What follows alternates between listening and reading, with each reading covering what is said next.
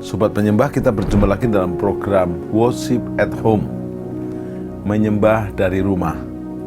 Setelah kita kurang lebih 20 menit tadi memuji dan menyembah Tuhan bersama, kita juga akan menggali firman dan mempelajari firman. Karena firman itu bukan hanya dibaca, didengar, tapi juga dituruti, sehingga kita berbahagia dan berhasil. Dan pada saat ini saya ditemani oleh hambanya, Pastor Insinyur Dhani Krisna Supangat. Shalom hambanya. Ya, shalom Pak Tim. Dan karena beliau adalah spesialis akhir zaman, kita akan seri membahas akhir zaman praktis.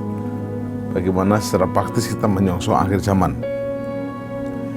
Dan tema kita saat ini adalah berdoa, berjaga, seperti Nuh, bagian pertama.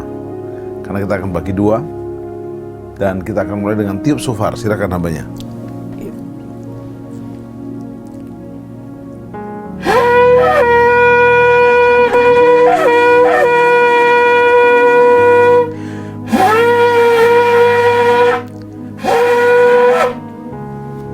Wow, kira-kira nanti suara malaikat meniup sangkakala seperti ini, dan lebih banyak trompetnya, sangkakalanya, lalu kita orang percaya diangkat ke surga.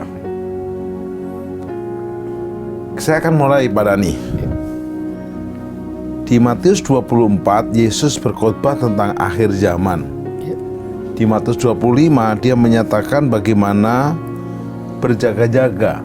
Tetapi ternyata di Matius pasal 24 ayat 37, Yesus mengingatkan tentang zaman Nuh. Saya bacakan. Nasihat supaya berjaga-jaga. Sebab sebagaimana halnya pada zaman Nuh, demikian pula hanya kelak pada kedatangan anak manusia.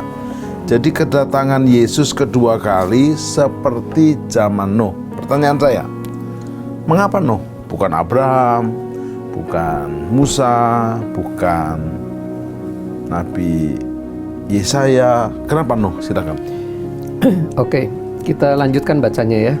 Tadi dikatakan Matius 24 ayat 37, sebab sebagaimana halnya pada zaman Nuh, demikian pula halnya kelak pada kedatangan anak manusia. Nah, ayat 38-nya, sebab sebagaimana mereka pada zaman sebelum air bah itu makan dan minum, kawin dan mengawinkan, sampai kepada hari Nuh masuk ke dalam bahtera, dan mereka tidak tahu akan sesuatu sebelum air bah itu datang dan melenyapkan mereka semua.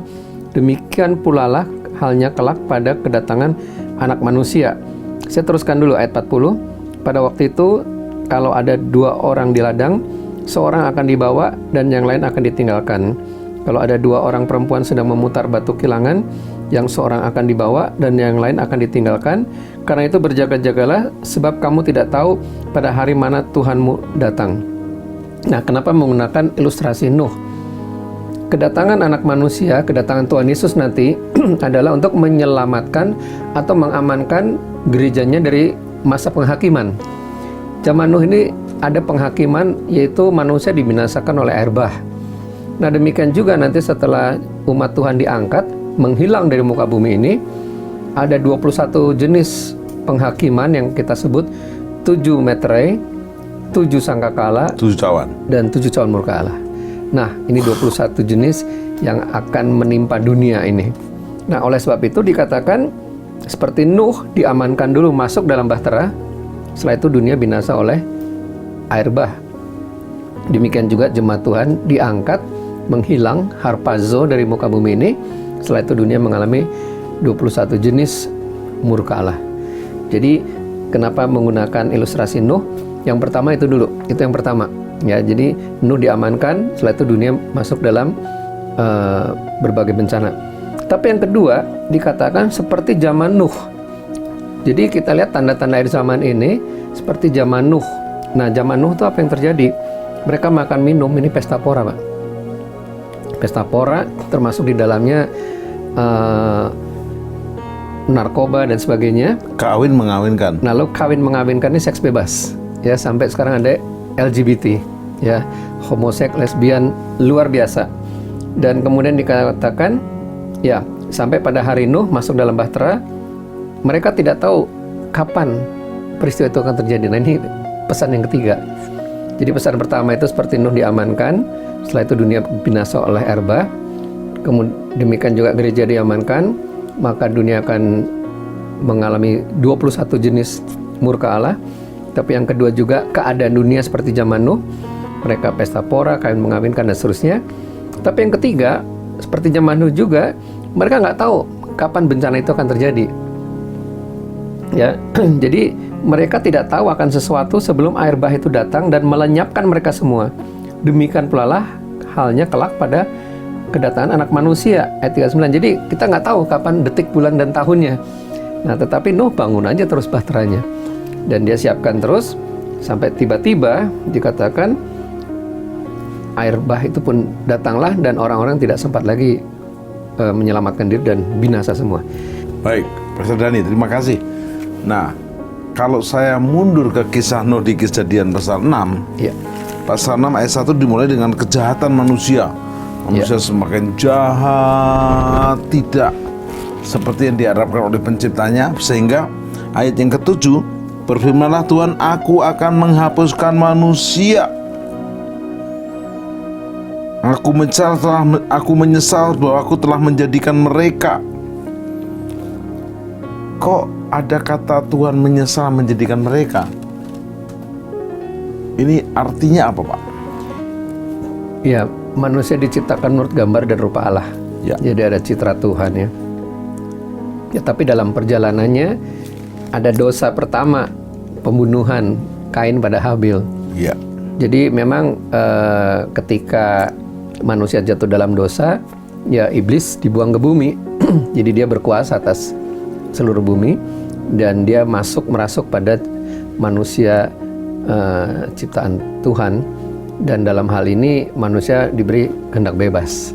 Nah, di sini pertama Kain sudah membunuh Habil. Ini dosa pertama, pembunuhan. Tapi kemudian di sini ada keturunan, Pak. Ini yang menarik nih. Ada keturunan Kain terus sampai mandek di Kejadian 5 di ayat yang ke-20 itu ya. Kain punya keturunan tapi kemudian mandek, stop karena tiba-tiba lanjut ke Henoch. Jadi Tuhan mau menunjukkan bahwa ada manusia yang turunan jahat, tapi ada manusia yang turunan baik. Ya, jadi di sini kalau lihat Kejadian 5 ayat 21, setelah Henoch hidup 65 tahun, ia memperanakan Metusala, dan Henoch hidup bergaul dengan Allah selama 300 tahun lagi. Nah, di sini ada tokoh yang mengalami pengangkatan, Pak, namanya Henoch, karena dia hidup bergaul. Nah, demikian juga dengan Nuh. Ya, kita kenali dulu ya pribadi Nuh dulu nih, sebelum saya jelaskan kenapa Tuhan menyesal ya. Di dalam Kejadian 6 di ayat 8 ya, ayat 8-nya dulu. Tetapi Nuh mendapat kasih karunia di mata Tuhan. Jadi semua manusia itu udah jahat perilakunya. Jadi DNA-nya udah DNA jahat lah. Jadi apa yang dilakukan itu sudah tidak yang benar. Mereka melawan Tuhan. Tetapi Nuh mendapat kasih karunia di mata Tuhan. Kenapa? Dikatakan di ayat yang 9, Kejadian 6 ayat 9, inilah riwayat Nuh. Nuh adalah seorang yang benar dan tidak bercela di antara orang-orang sezamannya. Dan Nuh itu hidup bergaul dengan Allah. Nah, zaman dulu orang yang bergaul dengan Allah, dia akan mengalami diluputkan dari malapetaka. Henoch dikatakan ayat 24-nya, dan Henoch hidup bergaul dengan Allah. Nah, ini diulang 2 kali berarti penting. Bergaul dengan Allah, lalu ia tidak ada lagi sebab ia telah diangkat oleh Allah. Nah, ini gambaran pengangkatan, rapture. Nah, Henoch dulu yang bergaul dengan Allah mengalami rapture, pengangkatan, diamankan. Lalu masuk pasal 6-nya kisah tentang Nuh. Ya, Nuh juga diamankan. Cuma diamankannya tidak rapture ya. Dia masuk ke perahu yang dia bangun. Nah, sekarang kenapa dikatakan aku menyesal, aku telah menjadikan mereka? Karena di sini dikatakan di sini ada anak-anak Allah dan ada anak-anak manusia. Nah, ayat 3 ini ya, kuncinya di Kejadian 6 ayat 3. Berfirmanlah Tuhan, rohku tidak akan selama-lamanya tinggal di dalam manusia. Karena manusia itu adalah daging, tetapi umurnya akan 120 tahun saja. Nah, pada waktu itu orang-orang raksasa ada di bumi, dan juga pada waktu sesudahnya ketika anak-anak Allah menghampiri anak-anak perempuan manusia dan perempuan-perempuan itu melahirkan anak-anak bagi mereka, inilah orang-orang gagah perkasa di zaman purbakala, orang-orang yang kenamaan. Jadi ada orang-orang yang ada roh Allah, tapi ada juga orang-orang yang tidak ada roh Allah. Nah, yang tidak ada roh Allah ini lebih berkuasa, ya. Raksasa ini bahasa Ibrani ini Nephilim. Nephilim itu adalah manusia-manusia raksasa yang tidak ada roh Allah, tidak ada Roh Kudus di dalamnya, sehingga dia kedagingan, hidupnya kedagingan, hawa nafsunya besar, sehingga dia tidak mengenal penciptanya, dan itu lebih cepat berkembang biak memenuhi bumi. Nah, disitulah Tuhan menyesalnya, karena tidak semua orang dipenuhi roh Allah, lebih banyak yang dipenuhi roh dunia, sehingga pada waktu itu tidak bisa lagi dipertahankan. Maka Tuhan merancangkan untuk dibinasakan semua manusia yang daging, ya, yang tidak ada roh Allah. Nah, ini juga menentukan kenapa kisah Nuh, ya. Nuh ini menggambarkan diamankan, yaitu yang penuh Roh Kudus, Pak. Nah, jadi yang penuh roh Allah, penuh Roh Kudus inilah yang akan mengalami rapture, ya, bergaul dengan Allah, berarti dia penuh dengan roh Allah, maka dia akan luput dari malapetaka. Ya, jadi kalau kisah dulu manusia itu hidup dalam dosa yang luar biasa, akhir zaman ini juga begitu, Pak. Ya, 2 Timotius 3 ayat 1 sampai 6. Ya, ada 18 kejahatan manusia.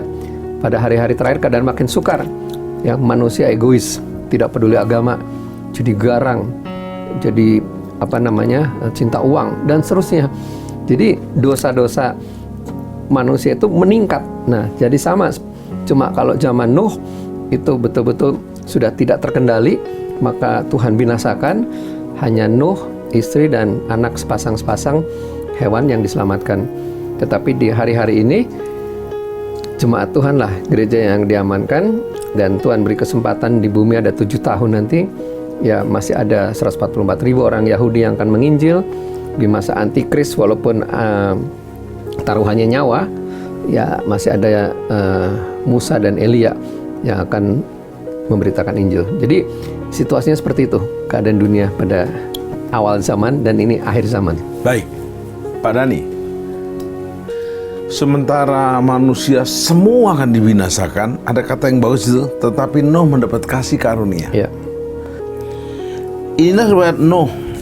Nuh adalah orang yang benar, tidak bercela di antara orang sezamannya, dan Nuh itu bergaul karib dengan Allah.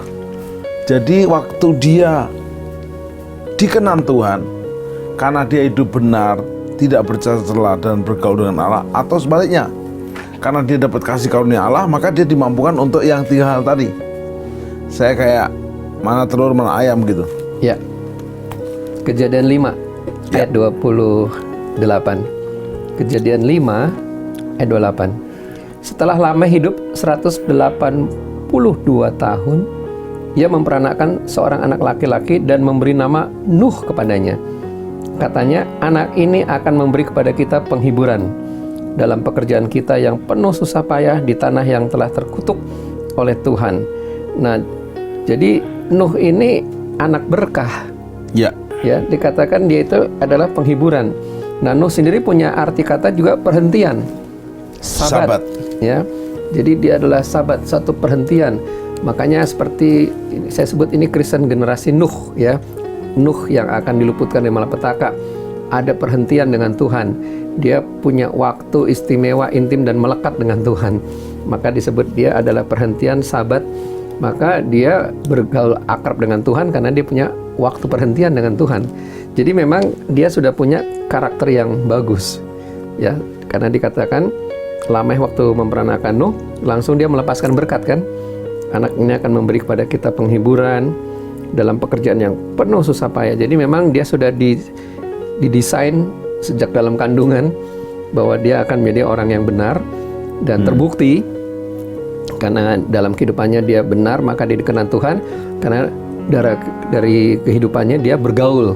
Jadi dia memang sudah punya karakter yang intim dengan Tuhan, Ya. dan dia sudah didesain, dirancang untuk hidup bergaul intim dengan Tuhan.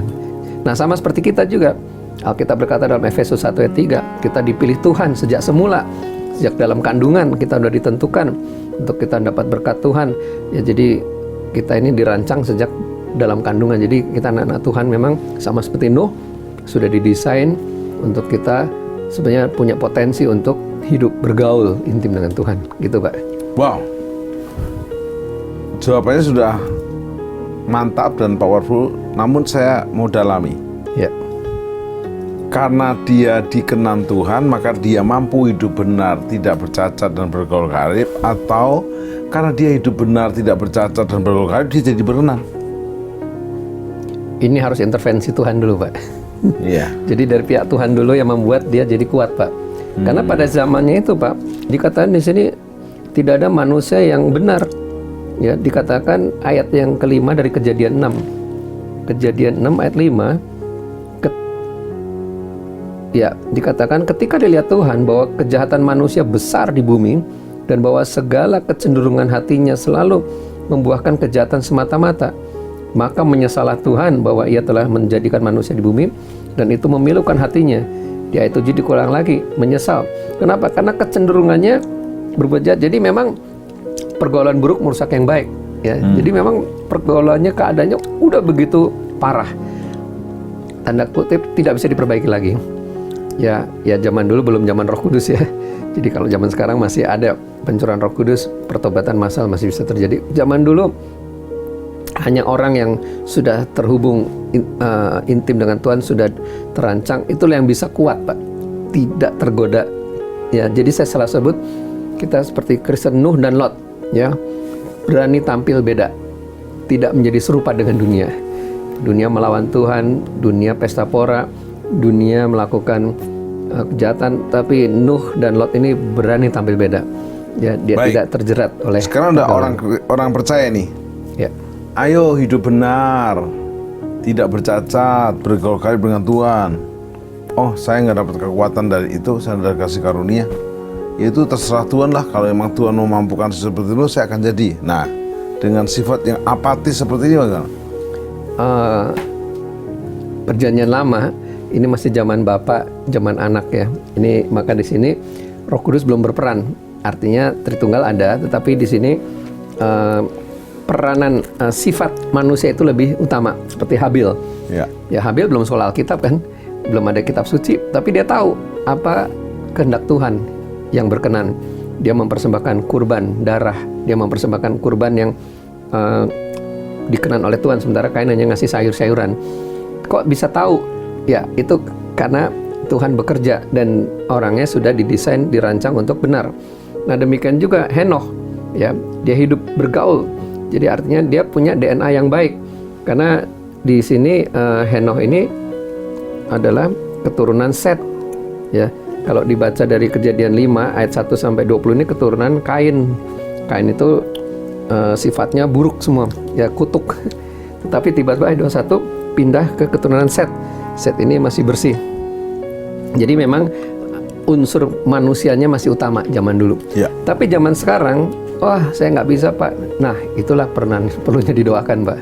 Baik. Roh Kudus yang mengubah. Berarti bisa dua ya. Ya, Bisa karena dia dapat kasih karunia, dia dimampukan. ya, Bisa juga dia belum tahu dapat kasih karunia itu, tetap kerjakan bagianmu yang terbaik lah. ya, Jadi Nuh memang bagus. Noah dalam bahasa Ibrani artinya beristirahat, menjadi penghiburan dan juga sabat. ya, Dan saya percaya pandemi yang sudah setahun ini jadi sabat buat kita semua. betul, tepat sekali. Pastor Dani, sekarang jadi pertanyaan penting buat saya adalah di situ ada 3 karakter yang kita bahas pertama ini. Ya, Nuh hidup benar, ya, tidak bercacat, ya, dan bergaul dengan Allah. Ada 3 kualitas nih. ya, Hidup benar, tidak bercacat, dan bergaul. Nah, Bapak bisa jelaskan satu persatu. Yang pertama dulu, hidup benar. Apa ada manusia yang benar zaman sekarang? Dikatakan di firman Tuhan yang lain, seorang pun tidak ada yang benar. Kristuslah yang membenarkan kita. Bagaimana hambanya? Ya, jadi memang di sini peranan Yesus nomor 1 ya. Yesus berkata, "Akulah jalan, kebenaran, dan hidup. Tidak ada seorang pun sampai kepada Bapa tanpa melalui aku." Jadi memang peranan Yesus ini kita harus kumandangkan. Terutama yang sudah lama Kristen dulu. Karena Alkitab berkata banyak yang murtad juga. Karena mungkin dia kecewa, kemudian dia juga mungkin dia coba berusaha berdoa tapi kok nggak dapat apa-apa ya. Karena lingkungan, dan ini memang keadaan suasana peperangan rohani juga. Karena dikatakan di dalam Wahyu 12, iblis tahu waktunya sudah dekat. Ya. Jadi dia kerahkan semua upaya untuk menghancurkan anak-anak Tuhan. Nah, hidup benar ini memang nggak ada cara lain, kita dimuridkan dan memuridkan. Ya, salah satu pemuridan itu kan membagi hidup, ya kita share of life, membagi firman, lalu yang ketiga membagi visi, kemana tujuan daripada pemuridan. Nah, membagi firman ini, Alkitab berkata bahwa kebenaran itu memerdekakan kita. Firman itu adalah kebenaran. Nah, jadi supaya hidup benar, ya satu, kita banyak hidup dalam firman. Kita perlu ada pendalaman Alkitab bersama, sharing firman. Tetapi yang kedua juga, 2-3 orang berkumpul dalam namaku, Yesus hadir. Nah, ini persekutuan ini. Nah, saya kira tidak apa dalam masa COVID ini, ya mungkin jarak jauh ya, tapi 2-3 orang ya bisa juga lewat WhatsApp conference atau lewat Zoom. Paling tidak kita 2-3 orang berkumpul, karena Alkitab berkata dalam Ibrani 10 ayat 24 dan 25. Ibrani 10 ayat 24-25, "Janganlah engkau meninggalkan ibadahmu seperti dibiasakan banyak orang, tapi hendaklah engkau semakin giat melakukannya menjelang hari Tuhan yang mendekat." Jadi menjelang Tuhan dekat mau datang, harus makin giat beribadah.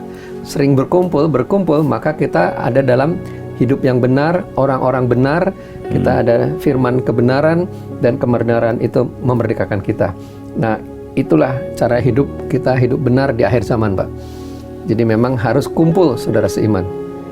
Yes. Jadi kita benar karena dibenarkan oleh penebusan Kristus. Setelah itu menjaga. Jadi kita berbuat benar bukan karena kekuatan kita, karunia Tuhan, tapi setelah itu jagan, kerjakan bagianmu untuk hidup benar. Karena banyak orang baik tapi nggak benar. Oh, dia baik loh, baik, dia mengasihi istri orang lah, kan nggak baik, itu nggak benar. Jadi baik tapi belum tentu benar. Nah, karena firman itu kebenaran, jadi kunci pertama untuk Bapak Ibu Saudara agar bisa rapture, berdoa berjaga di akhir zaman, hidup benar. Tapi Pak Dhani, hidup benar itu zaman sekarang nggak gampang. Godaan banyak, lingkungan nggak mendukung, kita masih injak bumi. Itu kan cuma teori, ilusi dan teori kita. Oke, memang di akhir zaman ini ada masa penampian, Mbak. Tuhan kasih tahu ya, diayak, disaring ya. Kalau baca Matius 24-25, ada hamba yang setia, ada hamba yang jahat. Ada 5 gadis bijaksana, ada 5 gadis bodoh. Ada Kristen 2 5 talenta, ada Kristen 1 talenta yang malas. Ada Kristen kualitas domba, ada yang kambing. Ada gandum, ada ilalang. Dan semua hukumannya adalah dapur api yang menyala-nyala. Nah, jadi kalau tidak tobat, ya nggak ada pilihan, langsung bisa murtad, Pak. Langsung masuk neraka. Ini pun saya kaget gitu. Artinya nggak ada pilihan lain, harus jadi hamba setia. Kalau udah terlanjur dia jahat, gontok-gontokan, segera bertobat, segera beralih. Kalau dia udah 5 gadis bodoh, terlanjur udah nggak ada minyak, cepat beralih jadi 5 gadis bijaksana, penuh dengan minyak. Yang kedua, Pak Dhani, hidup benar dan tidak bercacat. Waduh, susah Pak Dhani. Ada orang baik keluarganya, tapi dia penipu. Oh, dia nggak penipu, baik kerjaannya, bisnisnya baik, di rumah KDRT.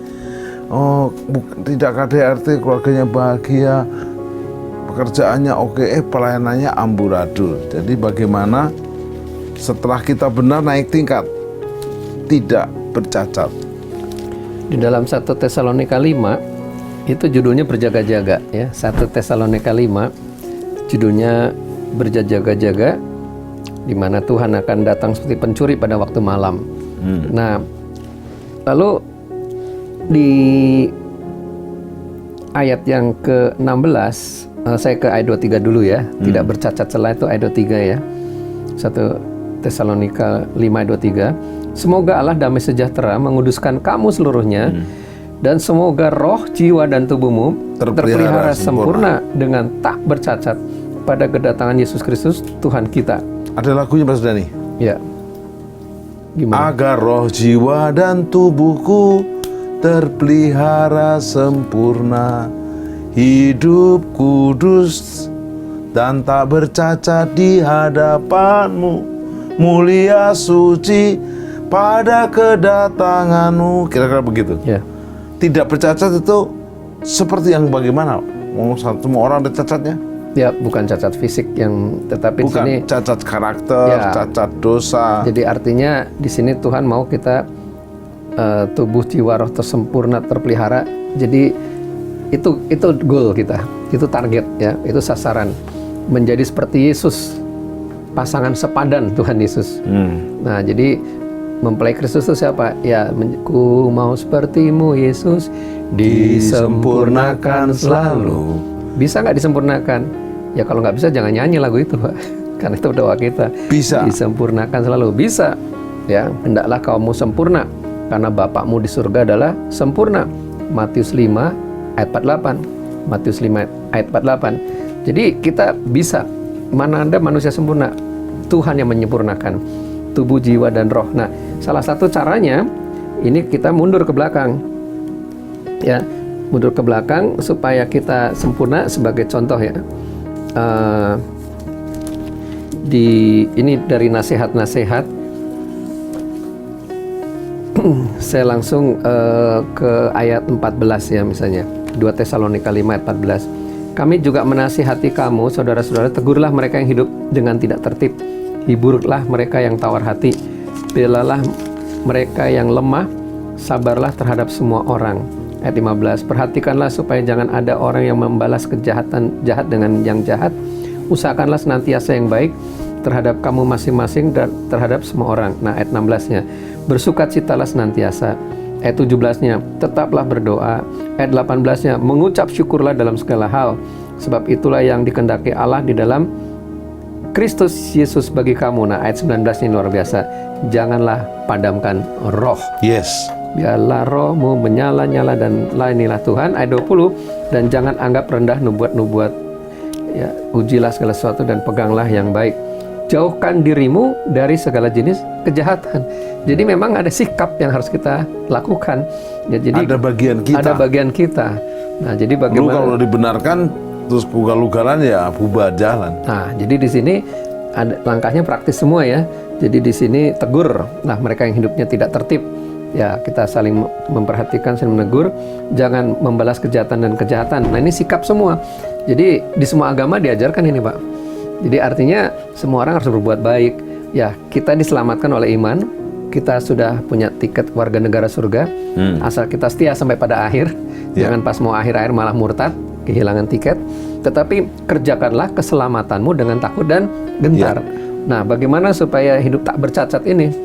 Menjalankan keselamatan dengan takut dan gentar adalah dengan tadi saling menegur, kemudian juga menjaga supaya tidak membalas kejahatan dan kejahatan, bersukacita senantiasa, tetap berdoa, mengucap syukur dalam segala hal, jangan padamkan roh, dan kemudian jauhkan diri dari segala kejahatan. Wow. Ini direnungkan, dipraktekan dari apa?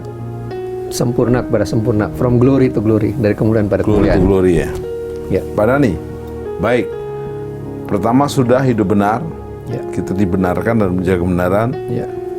Kedua, tidak bercacat, juga kita diampuni, dikuduskan, jaga itu karya pengampunan, penebusannya. Terakhir, Nuh bergaul dengan Tuhan. Ya. Apa, bagaimana, dan mengapa? Ya. Orang bergaul dengan Tuhan itu intinya dia intim dan melekat, manunggal dengan Bapa, Anak, dan Roh Kudus, menyatu, maka dia akan tahu apa kehendak Tuhan. Tapi saya mau cerita tentang Kristen Ruang Maha Kudus, Pak. Ya. Ya, kita ini sedang membangun tahta tiap pagi, siang, sore, malam untuk mewujudkan Wahyu 4, Wahyu 5. Ya. Ya, jadi waktu rapture nanti apa yang terjadi? Di surga kita pujian penyembahan. Ya, membangun tahtanya, masuk Ruang Maha Kudus.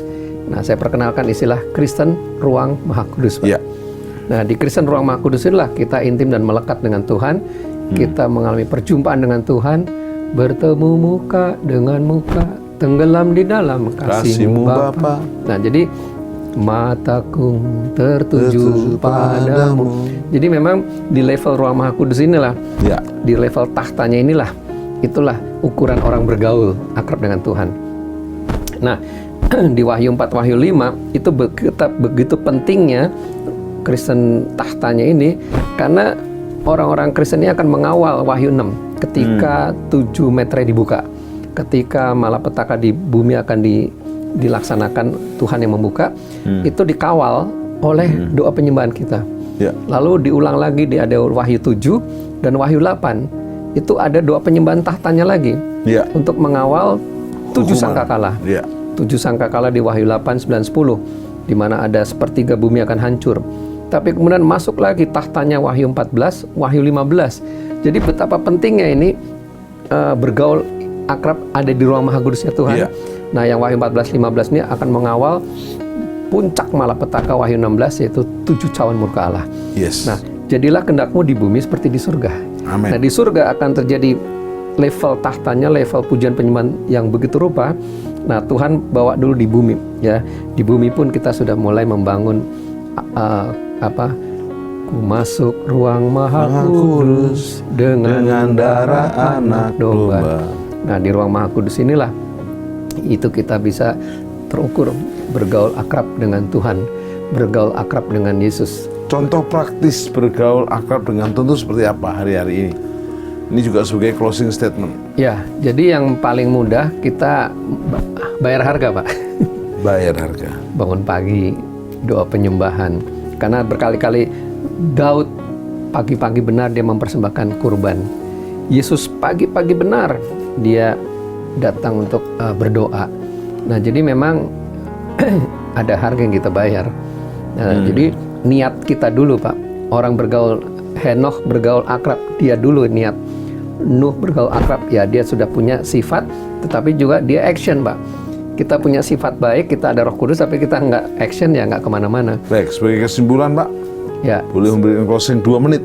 oke. Jadi sebagai kesimpulan, inilah generasi Nuh, ya.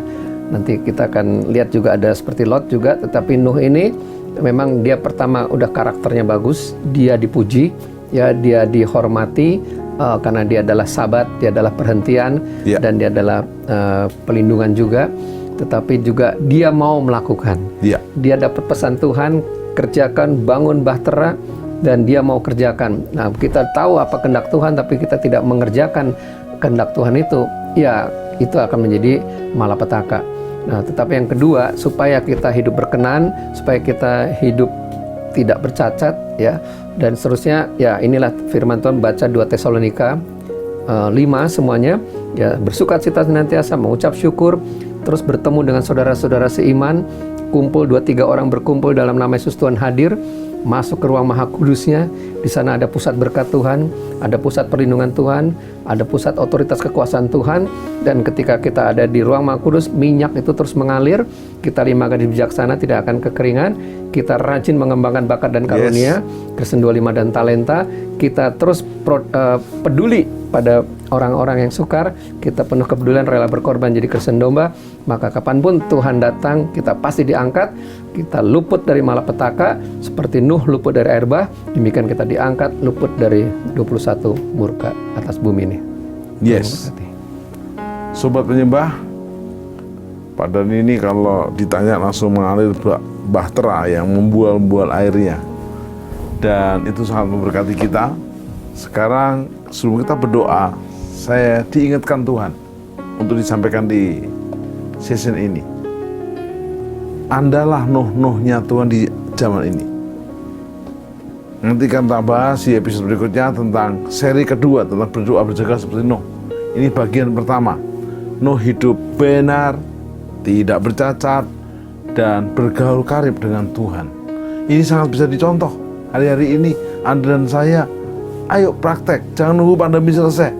Semuanya akan terus berubah. Tapi Anda punya penyembahan kepada Bapa, Yesus, dan Roh Kudus tidak pernah berubah. Pastikan hari-hari ini jika engkau belum benar. Yohanes 14:6, Yesus adalah jalan kebenaran. Dan jikalau engkau belum tak bercacat, masih bercacat, ada waktu masih sebelum Yesus datang untuk kau diperbaiki. Daud pernah jatuh, tokoh-tokoh di Alkitab semua pernah jatuh kecuali Yesus. Dan terakhir adalah bergaul karib, bersekutu. Ku ingin selalu bersekutu denganmu, menikmati hadiratmu, biarkan rohmu tinggal dalam hidupku, sungguh indah bersamamu. Bangun keintiman dengan Bapa lebih dari sebelumnya. Bukan hanya ikut penyembahan fajar atau penyembahan siang, tapi pastikan engkau memberi waktu duduk diam seperti Maria. Duduk diam di kaki Tuhan, bukan Marta yang sibuk sendiri dan menyalahkan sana sini, dan itu bukan yang dikehendaki Tuhan. Sebelum kita berdoa, pastikan Anda jangan sampai ketinggalan. Ini yang ngomong Yesus sendiri, jika ada 2 orang di ladang, satu diangkat, satu ketinggalan. Ada 2 orang memutar batu kilangan, yang satu diangkat, satu ketinggalan. Ada 2 orang di acara program TV, yang satu diangkat, yang satu diangkat juga. Amin. Bagi engkau yang percaya, siapapun, engkau juga bisa diangkat. Sebelum kita berdoa, pastikan hari ini Anda belajar dari Nuh. Noah artinya menjadi penghiburan. Di mana-mana jadi penghiburan. Noah juga beristirahat, sabat.